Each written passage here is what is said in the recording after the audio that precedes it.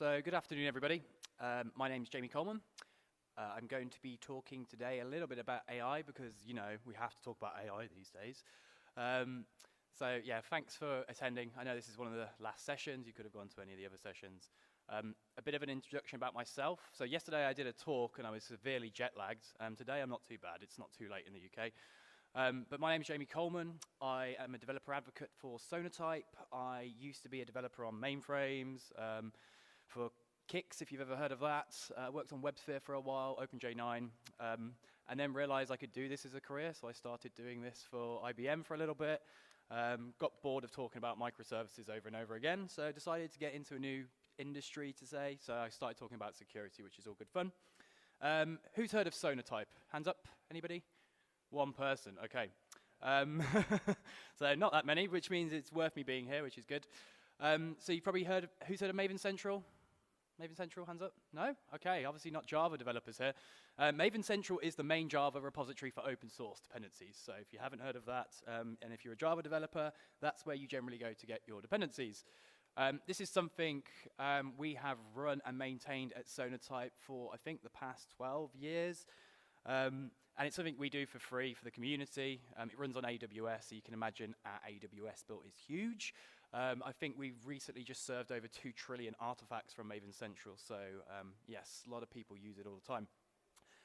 Some of the other products you might know Sonatype for are stuff like Nexus Repository. It was the first artifact repository in the world.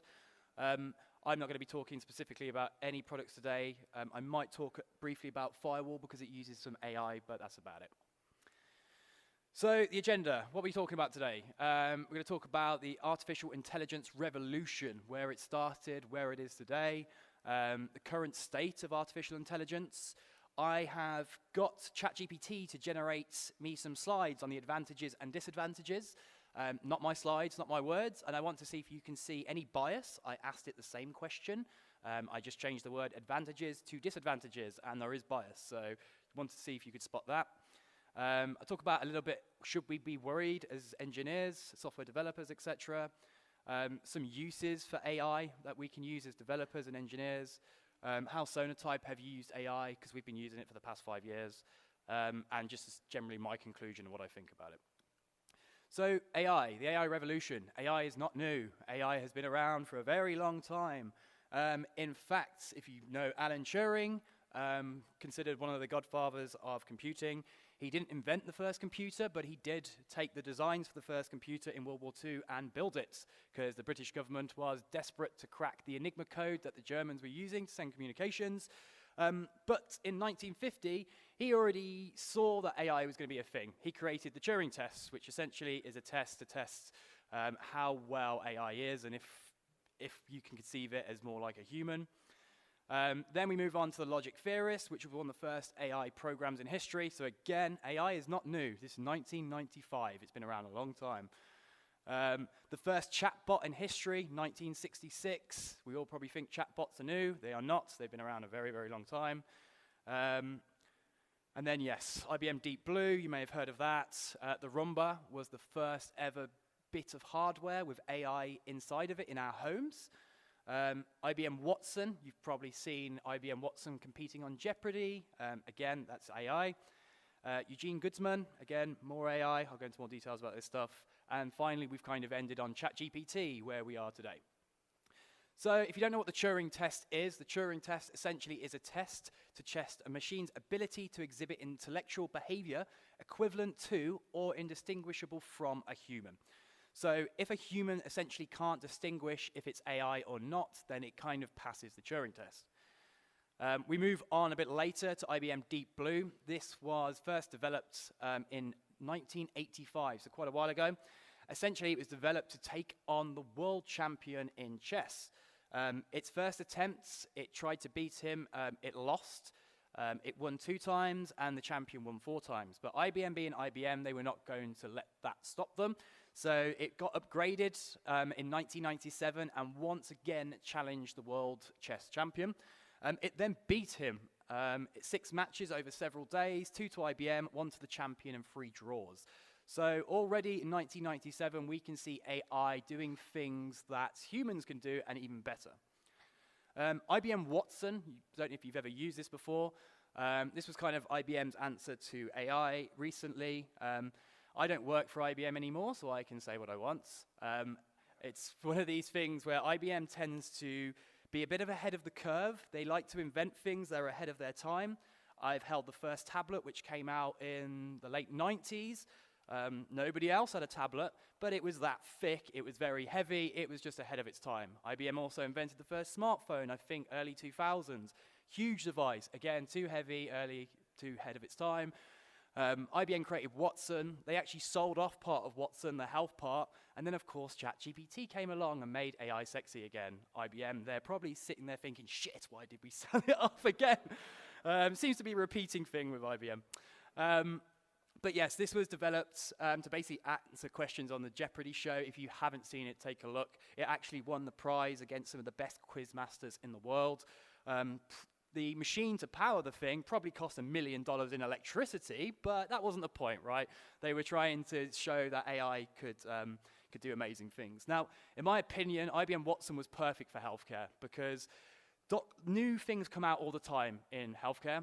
Doctors can't know every new thing that comes out. New things come out every day, but AI can. So doctors could use AI to find remedies, solutions, the latest healthcare for patients. But like I said, IBM sold it. Eugene Goodsman, possibly the most advanced AI chatbot of its time. It's developed in Russia. Funny enough, it was actually developed to portray a 13-year-old Ukrainian boy. Bit of irony there. It was done that so you could forgive it if it made mistakes. So it was trying to be a bit more like a human. In 2005 and 2008, it finished second in Turing test competitions. And then in 2014, it had another attempt on the 60th anniversary of Turing's death, and it convinced 33% of the judges it was a complete human. So some declare this as actually passing the Turing test. So the current state of AI, where are we now? Well, we all can see all these image generation things, the video generations, which are all good fun. If you haven't had a go with Adobe Autofill, very, very cool. You can pretty much give it any image and ask it to add whatever you want on top. But what's made AI popular all of a sudden? Because there wasn't AI tracks generally in conferences a few years ago, and now there is. Well, ChatGPT came about, right? My mom, who is computer illiterate, takes her about 10 years to type her name. She can actually use ChatGPT, right? They basically made this really, really convenient by putting it in a web browser that anybody can use. Where you compare that to things like Watson, you'd have to connect to APIs in the back end. So unless you were an engineer, it was pretty much impossible to use. But ChatGPT opened AI pretty much to everyone. So this was released in 2022. I think it was one of the fastest growing pieces of software in the world in terms of usage. Yeah, there we go. It's the second point there. So many of the chatbot systems are based on this technology, such as Google's Bard. I know a lot of them are creating their own technologies. It has a tendency to confidently provide inaccurate information. So it will very confidently say something, making you, the user, think it's true, but a lot of the time it's not. So do be careful when you use these technologies to fact check whatever you're doing. They're very good at getting you started with projects, but I wouldn't rely on them too much for anything too comprehensive. But these things come with problems, right? So in order to train ChatGPT, on stuff like, because humans, they put horrible stuff into these things, right? They ask it horrible questions, they see what they can get away with. So of course, people have to train this. So what did OpenAPI do? They essentially outsourced this to some Kenyan workers, right? Paid them less than $2 an hour, and they were exposed to some of the most horrific, imagine what the most vile humans are putting into ChatGPT, right? And they had to sift through this, rate this, look at it, and they basically expressed this as such as torture because it was so bad. Now they don't do this anymore. This was very early on. But, you know, these technologies, they come with problems. They come with issues. You know, we have to train this stuff, create the models. So as developers, as engineers, there's lots of uses for AI. So we produce a supply chain report. We do it once every year. It basically talks about the state of open source generally, talks about different ecosystems. Because we own Maven Central, we have a lot of data on the Java ecosystem specifically. But yeah, so do check that out. But there's lots of different things we can do, right? So just some examples of AI things that can help us be more productive. Code snippets you might be aware of allows you to generate error-prone and performance-optimized codes. GitHub Copilot, everyone's definitely heard of that. Auto regex is one of my favorite because I hate writing regex. It's just one of those really annoying things that every time I come across it, I'm like, oh, not again. But this can generate it from you with just natural language. It is really good at it. So if you hate writing regex like me, definitely use some of these technologies. And Minify, this is quite good. It can generate documentation because we just want to get on, create business value. We want to play with the technology. We don't really want to write documentation. So there's lots of different AI tools that can help you do that. So these are just some examples of the way AI can help us as engineers. So should we be worried? Right, onto these generated slides. I'm going to go through them quite quickly. They all make sense, they're all valid points. So we'll start with the advantages. So basically what I asked ChatGPT is I said, can you give me 10 slides on the advantages of AI? And then I changed the word advantages to disadvantages. That's all I did. So see if you can see any bias between the advantages and disadvantages. So increased efficiency, this is what it came back with. AI technologies can automate repetitive and mundane tasks, freeing up us as human resources to work on more complex and creative work, things like that. Enhanced decision making, AI can analyze vast amounts of data, as we know, and it can quickly and accurately enable more informed decision making. AI-powered chatbots and virtual assistants can provide instant and personalized customer support. So, you know, they can use your data, they can see what you're going to talk about, what you've generally asked in the past, and it can tailor the experience for you as a customer. Cost saving, so AI can help businesses reduce costs by automating processes, eliminating the need for manual labor. So all boring tasks, I mean, that is my opinion with everything. If it's a task that you're repeating over and over again, just automate it. Whether it's with AI or something else, yeah, just always automate everything. Innovation and creativity. I actually quite like, so I'm on the board of a few conferences and I have to look through conference submissions. If you're submitting to conferences, please don't use ChatGPT. I can tell very, very quickly if you've used that to generate an abstract. ChatGPT and a lot of AI like to use very similar wording that most humans would never normally use in a normal conversation. And as someone who's going through lots of abstracts, I can see straight away if you use ChatGPT. I mean, you're welcome to use it. I've used it before, but make sure you change it enough because people will pick up. People think, you know, it's this amazing technology, but it is quite predictable, and I can see that going through these things over and over again. Improve safety, so AI can be employed in various industries to enhance safety and reduce risk, such as autonomous vehicles, etc. Again, going back to the personalized experience thing, such as the chatbot. So the conclusion, again, all this was written by ChatGPT. The conclusion here is artificial intelligence offers numerous advantages across various industries, from increased efficiency, enhanced decision-making, to improve customer experiences and cost saving. AI is transforming the way we work and live. Embracing AI technologies can unlock new opportunities and drive innovation. Right, so now, disadvantages. Again, asked it the same question, just changed the one word. First of all, job displacement, the thing most people are probably worried about with AI. AI and automation technologies have the potential to replace human workers in various industries. Yep, I'd agree with that.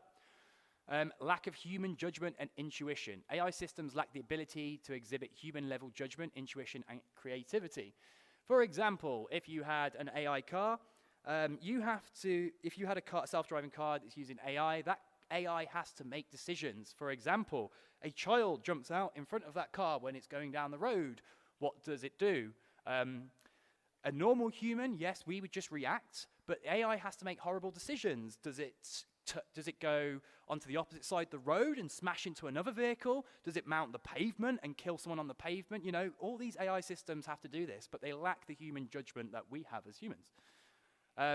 Privacy concerns, we've seen that lots in the news where these AI technologies are consuming private data where they shouldn't be, so that's also a privacy concern. Over-reliance on AI technology can make societies vulnerable to system failures and cyber attacks. Personally, I don't think that's an AI problem. I think that's just a technology problem in general. if our phones all of a sudden stop working for a couple of weeks, a lot of society would go crazy. So I don't think that's particularly an AI issue. Ethical considerations, again, they amplify biases based on the data they're trained on, so they can lead to unfair discriminating outcomes, like we see in the news as well. Lack of emotional intelligence, they have no emotion really, which is very good for making very specific decisions where you don't want that to factor in, but a lot of the time we do want human emotions to factor into decisions. Unemployment and income equality. As AI automates certain jobs, it can exacerbate income equality and create a divide between those who benefit from AI and those who do not. Lack of accountability. Who's accountable for the decisions AI makes, right? If AI is involved in military and, for example, it makes a decision to hit a target and that causes lots of civilian casualties, who's to blame for that if the AI is the one that's made that decision? So in conclusion, again, all this ChatGPT generated, while AI offers numerous benefits, it is important to be aware of the potential disadvantages. Addressing these challenges requires careful consideration, regulation, and ethical frameworks. Can anyone tell me the differences between advantages and disadvantages in these slides? Anybody? It's really simple difference. I'll go back. Really simple difference. Anyone? Okay. Advantages. Every slide has 3 points, right? Why have they only given me 2 points for the disadvantages? I can definitely add another point to every one of these slides. All I did is ask it, 1 word difference, but of course AI is not going to sit there and, say it's terrible. It's going to reduce that, but that's bias, right? That is just bias, and all I've done is change 1 word. So maybe I should be a little bit worried. It did do a good job at generating those slides, to be fair. I was quite impressed. I don't think there's going to be a robot standing up here anytime soon, but, it did a good job. But should we be worried as engineers? Should we be worried about AI taking our jobs, this, that, and the other? So yes and no, for different reasons. Now, I think we're a long, long way until we've got robots like this with AI in them, and so a lot of jobs just simply cannot be automated. I love this. This is a brilliant little meme. To replace programmers with AI, project managers need to accurately describe what they want. So I think we're safe for the time being. I think we're good there. So with me, my opinion on AI is I don't think it's going to replace all our jobs anytime soon, but I feel that someone who knows how to use it very well might. So if AI is a thing, it's here to stay. It's really easy to use. I use it all the time for lots of different things. For example, I created a personal website. I'm a back-end developer. I don't do front-end. I kind of started staring at HTML and CSS thinking, oh, God, I haven't done this since university. I don't even know where to start. And then I went, bing, ChatGPT can generate it for me. And it did actually do a half-decent job at generating most of the code I needed. And because of that, I went through the code, reminded myself how HTML, CSS, and JavaScript all work, and then managed to create a basic website. So I think my opinion, is I don't think it's going to replace our jobs anytime soon, but I think if you're not using it, someone who is probably going to be more efficient and might take your job. So kind of the reason why I'm here today and talking to you, talking about open source, why we love open source, but the things that can go wrong by using it and how AI is basically involved there. So cyber attacks are rising in sophistication. Nowadays, it's not just them trying to steal money off us, but these are state-sponsored attacks, right? These hackers are sponsored by different countries, and they're trying to take down our infrastructure. They're trying to take down our power plants, our drug delivery systems, our drug productions, and even, logistics in terms of getting fruit and vegetables and everything into our supermarkets. And they're not doing this straight away. They're finding vulnerabilities in our systems and waiting for the opportune moments to take advantage of these things. So you might be living right now, today, with a hacker who's got access to your system who hasn't done anything. And what they might be doing is waiting for a specific time, like around Christmas time or something like that, when your systems are going to be hammered and you've got a lot of customers. That is when they come in and they activate their hack and try and do as much damage as possible. Now, Maven Central, it was one of the first repository systems in the world for open source, and especially a large one. And there were certain steps that were made very early on with Maven Central that weren't made with some of the other repositories, like the Node one and the Python one, etc. And for example, the main thing there is proof you have to own the domain, right? So for example, if I'm uploading something to Maven Central that's from Apache, I have to own the org.apache domain, right? Otherwise, I cannot put anything up there that's org.apache. So yes, people didn't like that at the beginning, and that's caused Sonatype a massive headache because proving you own the domain and this is very manually intensive for us. But it stopped lots of bad stuff getting into Maven Central. So for example, different ways people do it. They'll use dependency confusion, so they'll add a version number of 999999 or something like that. So everyone who goes out and gets the latest is going to pick up that, which could have a vulnerability in. They could make a slight typo squatting, so instead of log4j, it's log4j, and you as an engineer, you'll type in you want that dependency, you make a typo mistake, and all of a sudden you get the wrong dependency with malware in. And again, also typo squatting, as you can see, Apache spelled different. Now, with Maven Central, you can't do the top two because you have to own the first domain, right? But unfortunately, you can go and create your own domain with a different named Apache, and that would be allowed. But a lot of different, like I mentioned, repository systems do not have these things. So Maven Central, there has only been malware in there once in its history, and we put it there for a test, right? Whereas you look at Python and you look at Node, their repositories are absolutely full of malware. They're trying lots of different things to fix that situation. We scan everything that goes into Maven Central. Now, we will never remove anything with a vulnerability because that is a mistake of someone coding.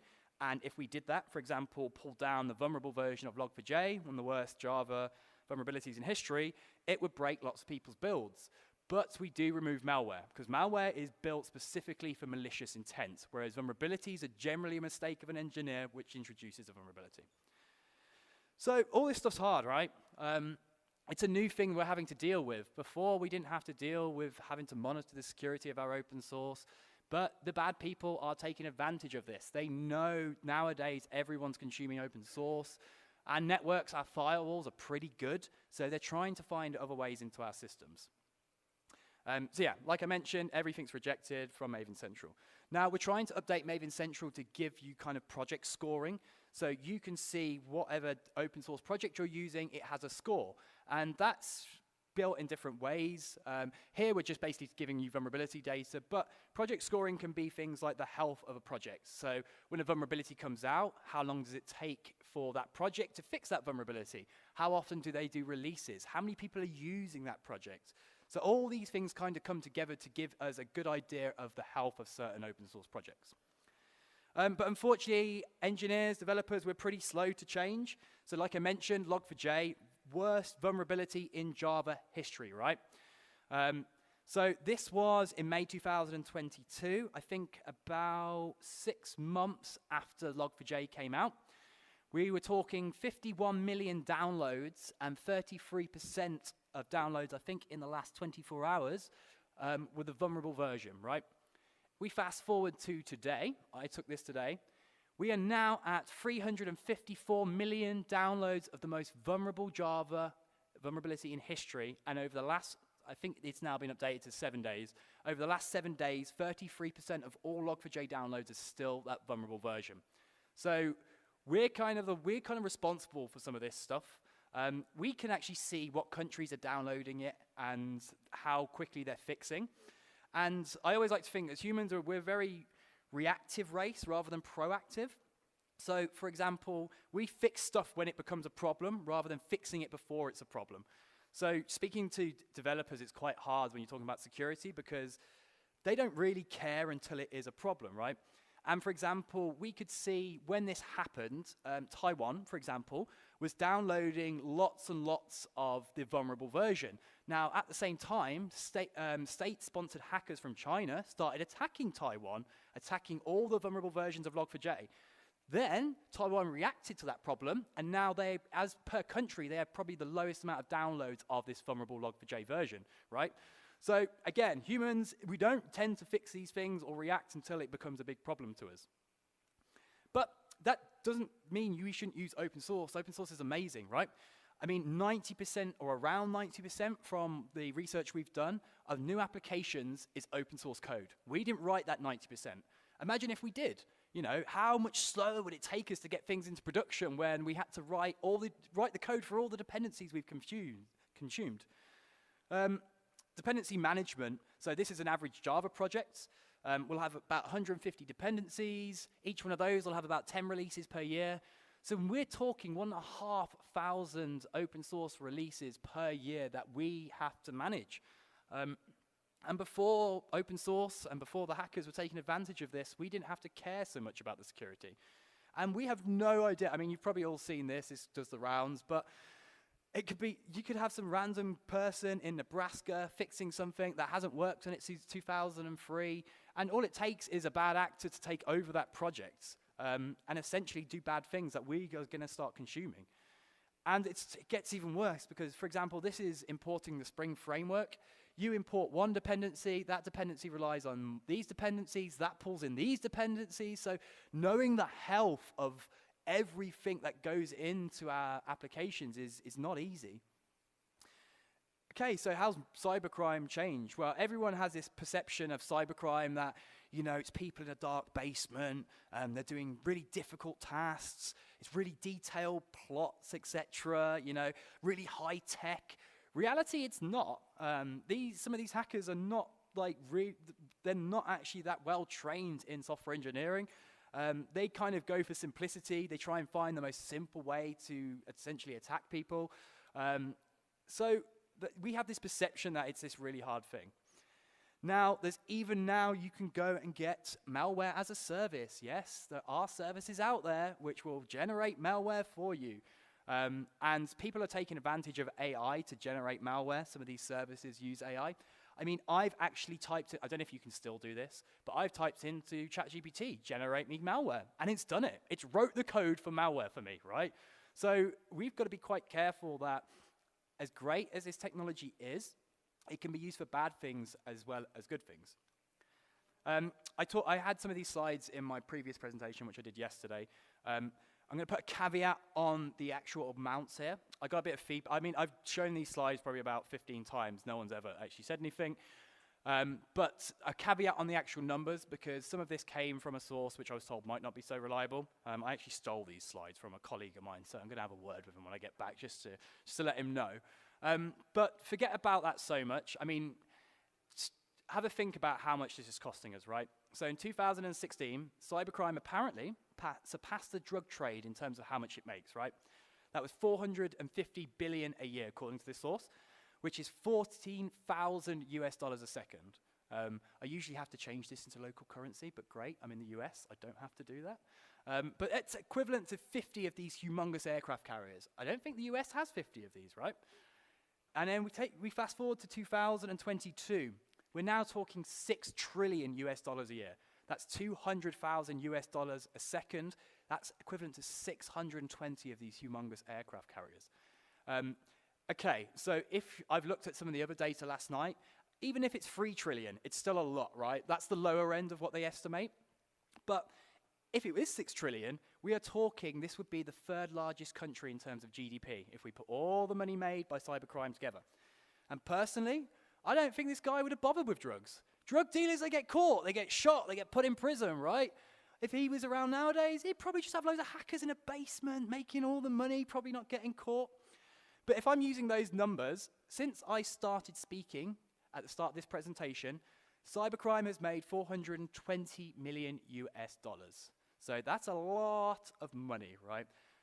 Question, is that 420 million in US? Or is it called something different? In the UK, we'd say that's 420 million. It is, okay, cool. Okay. I think we might have changed to what you guys used to say. Okay, cool, thank you. I knew there was some discrepancies somewhere in the two. But yeah, AI is only going to make security even harder, right? I mean, we go back to 2006, you had on average 45 days to fix a vulnerability before the bad guys would start attacking you. We have now know in about 2001, with Log4j came out, that was about a day, right? So that vulnerability was announced, and within a day, everyone got hacked. Now, open source is in everything. It's in insulin pumps, it's in aircraft, it's in self-driving cars, it's in trains, right? So it is everywhere. Now, governments are changing the way they do things. They're implementing legislation to make us more responsible for the open source and the applications we ship. But for example, if you had a car that had a common fault where the wheel would fall off, you would expect that manufacturer to recall that car, right? We do not have the same laws in software as we do with hardware manufacturing. And governments are trying to change that. For example, the US is now demanding anyone that ships software to them has an S-bomb. The EU's gone a bit too far, in my opinion. They're basically making anyone who commits to an open source project responsible for that open source project if you work at a company, right? Regardless of if that company uses the open source project, you as a committer will now be responsible for anything bad that happens to that open source project, which I think is a bit too far, in my opinion. I think that's going to stifle innovation in Europe. I think people are just going to not bother committing to open source projects because they don't want to have to deal with the repercussions, or their companies will say, look, we are not taking the blame for anything you commit in your spare time, because it's even in your spare time, right? You don't even have to be working. So in my mind, that's a bit too far, but do pay attention to the local legislation because governments are legislating around this a lot. So how have we used AI at Sonatype? So I like to talk about AI at Sonatype because we were doing this before it all got popular again, etc. So we produce, again, a report about the software supply chain, and this year, last year, we had a whole section about AI where we were talking to lots of different customers, lots of people in the industry about, are they adopting it, are they using it? And we have noticed, like, loads of people are jumping on the AI bandwagon. They're trying to automate lots of processes which they didn't want to have to deal with before. It was very manual. So how do we use AI? Well, so we have lots of different products. I'm only going to be talking, AI is really only in the firewall one, but this is kind of an architectural diagram of kind of how it works in the software development life cycle. So firewall basically stops anything going into your software development from the outside world, and you set policies and things like that, and I'll explain a bit more about it afterwards.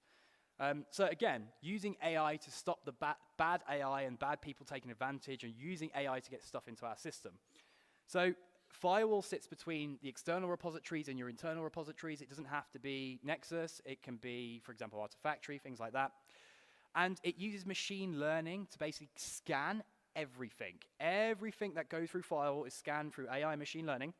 That will then make a decision on whether it's good or bad. But even if it's good, and we've never seen it before, it goes to our security research team. It's always double-checked by a human. AI is not the sole thing that determines if something's good or bad. But it gives us a good idea very early on, and it allows our security research team to essentially have a good starting point of where to go. I need to update this number, but this is essential. So now I think it's about 350,000. That is the amount of vulnerable components Sonatype has found since we started. So we have found that didn't even exist. Nobody knew in the industry, but we have found, I think it's 350,000 new vulnerable components just by scanning stuff with Lifecycle. So how does Lifecycle work? So firewall, sorry. So essentially what happens is it comes down. If we know it's good and we've seen it before, it will then go into your system. You can do what you want with it. If we're unsure, the AI checks it, our security research team then double checks it. If we know it's bad, we retrain the AI to look for that kind of stuff before. And these bad people, they're very clever. I've watched how the security research team do this stuff, and they know exactly what to look for. Like, these dependencies will go off to this server, it'll download this, it'll run through this script, and it'll go off to this server. So they don't put the malware or the bad stuff right there. They hide it, and they abstract it under so many layers of fetching stuff from blah, blah, blah. But the security research team knows this. So that's kind of how Sonatype have used AI, and we can give you lots of insights into how the health of these dependencies, blah, blah, blah, things like that.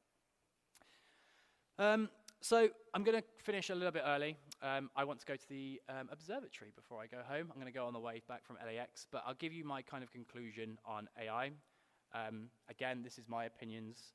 So AI is not going to take most of our jobs anytime soon. That is my opinion. I think current people are way overhype AI. I think they really, really do. I've been using Watson and stuff for 10 years. And has it advanced? Yes. Has it advanced that much that I think we should all be going crazy over it? Personally, I don't think so. Don't get me wrong, it's become very accessible to everybody, but I don't think it's advanced that much that, it deserves the hype it's got. AI has got popular lately because I think of how easy it's to use. Again, my mom has discovered ChatGPT. Again, it takes her 10 minutes to write her name, and she's discovered ChatGPT, and she thinks it's the most amazing thing ever. She thinks it's going to take over the world, but she still uses it every day. But yeah, I think having the ability for anyone to access this technology is the reason it's become popular. AI can make us way more productive. I automate so many things with it. For example, I have an AI bot which sits in Zoom, and it's amazing at taking notes, really good, to the point if we go off on a tangent and start talking about cars or this, that, and the other that's not work-related, it knows that that's not related, and it doesn't write that in the notes. Like, it is very clever. To the point when I first started using it, I didn't tell anyone in my organization that I had it, and I'm providing these notes, and they're like, "Wow, you're really good at taking notes, Jamie." And then about a week in, I was like, all right, I'm going to tell you, I'm not going to lie, I'm using AI for this. And they were like, oh, what are you using? We want to use it. So there's lots of practical uses for AI. Rather than us writing it down and not paying as much attention, it just monitors everything that was talked about, gets rid of all the stuff we don't care about, like what's the weather like, how are you today, all that stuff, and just keeps the actual business things we care about. But AI can be used for evil. Like I said, I've used ChatGPT to generate malware. I hope they've trained ChatGPT to not keep generating malware, but it did when I tried it. But we can use AI for good as well. We can use AI to stop the bad people using AI. There's lots of tools out there to do it. As you probably noticed, there's an explosion of AI tools nowadays. I tend to just stick to basic things like ChatGPT and that's, but yeah, there's lots of ways we can use AI to fight the bad AI. I usually bring a load of t-shirts, but my marketing department forgot to give me any t-shirts. We generally are gathering data on Maven Central. I know you're not Java developers, so I have a few stickers, these ones here. If you fill out this information, I know it's QR code, and I know people be like, oh, security, but it kind of goes to a Google form. Feel free to fill that out. Don't worry if you don't, but yeah, it's there anyway. If you want to find any useful links of some of the stuff I've talked about today, you can go to any of these. I'll leave that there for a second. If you want to get in touch, we're around on social media, LinkedIn, blah, blah, blah, blah. I will share some cool stuff to check out. We've revamped Maven Central. It's quite funny because nobody knew we ran Maven Central, and then as soon as we revamped it and put a Sonatype logo there, everyone went, oh, what? Sonatype are ruining Maven Central? Like, you know, it's cost us a lot of money. All we wanted to do is put a logo there. But you can check out the new Maven Central there. If you want to check out that log4j data I talked about, it's updated daily. You can go there. And if you want to know more about software composition analysis and different tools, etc., you can use to scan your applications and make sure your project's healthy, then please do that. So if you want to find these slides, please scan the QR code there. It'll take you to my website. Please don't judge me again. I'm a back-end developer. I don't do front-end. To the point, my wife, she spent a lot of time doing front-end stuff. She actually works for IBM Security now, but I showed her my website. She was like, what have you done here? This is awful. I was like, well, it's on GitHub. You can put a pull request in if you want. So I'm going to help her write. I'm going to help her write an article on security. She came to me recently the other day and was like, she wrote this article without a topic or a title. So I'm reading the security article. It's jumping here, there, and everywhere. I was like, what are you trying to get across here? She was like, I don't know. And I was like, right, do that first and then write the article. Otherwise, it's not going to make sense. So I'm going to help her with that, and she's going to rewrite my website and make it look a bit nicer. But yeah, you can find my slides on there. Have a look. And some of my other slides are on there, and I've got recordings on there of my talks as well. But with that, I'm going to end now. I hope you enjoyed my talk, and I hope you enjoyed the rest of the conference. Thank you all. So, do we have any questions from anyone? Awesome. You're allowing me to go early. Thank you.